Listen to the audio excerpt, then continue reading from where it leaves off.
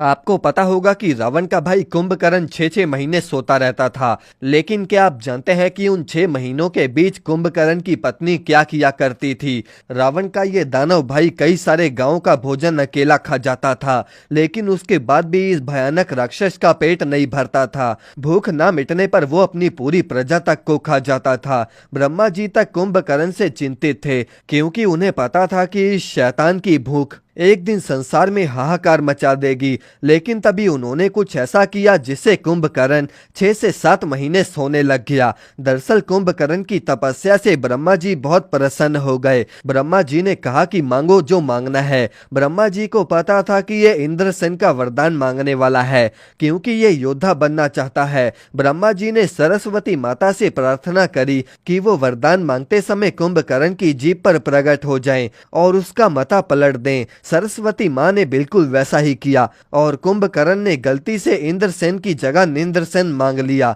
ब्रह्मा जी ने तुरंत ये वरदान कबूल करके तथास्तु कह दिया, ताकि सृष्टि की रक्षा हो सके।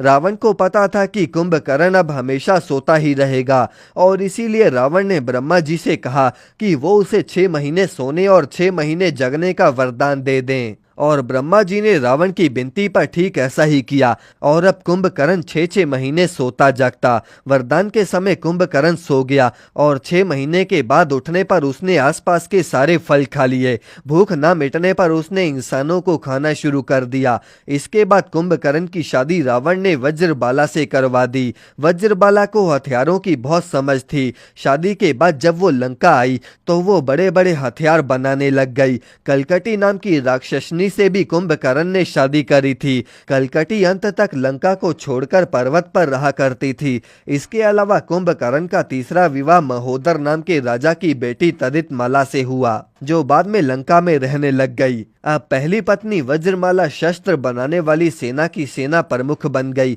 तीसरी पत्नी तदितमाला उसके लिए 6 महीनों तक खाना बनाती थी, ताकि कुंभकर्ण जब उठे तो उस खाने को खाकर उसकी भूख मिट सके।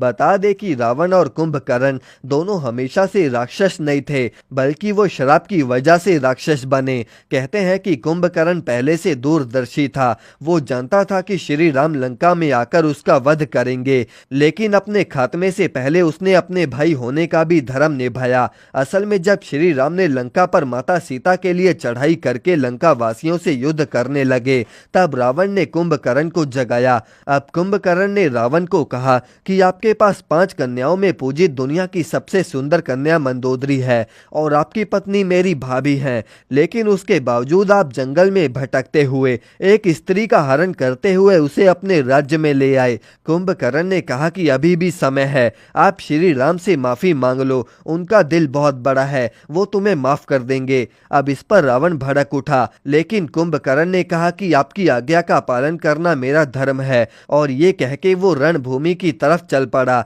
रणभूमि में पहुंचते ही उसने राम जी की सेना को हिलाकर रख डाला, और न जाने कितने वानर उसने मार डाले। जब ये सब राम जी ने देखा तो उन्होंने अपने बाण से कुंभकर्ण का वध कर दिया।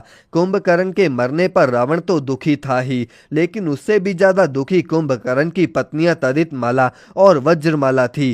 कहा यह भी जाता है कि उसकी ये दोनों पत्नियां भी युद्ध में मारी गई थी, क्योंकि इन दोनों ने खुद श्री राम से प्रार्थना करी थी कि उन्हें भी इस राक्षस योनि से मुक्ति मिल जाए, और राम जी ने ऐसा ही किया। कहते हैं कि जब राम जी ने कुंभकर्ण का वध किया तो कुंभकर्ण को राक्षस योनि से मुक्ति मिल गई, और वो विष्णु जी का द्वारपाल बन गया। अब यहाँ तक वीडियो देख ली है तो फिर वीडियो को लाइक और शेयर करना बिल्कुल भी मत भूलना। धन्यवाद।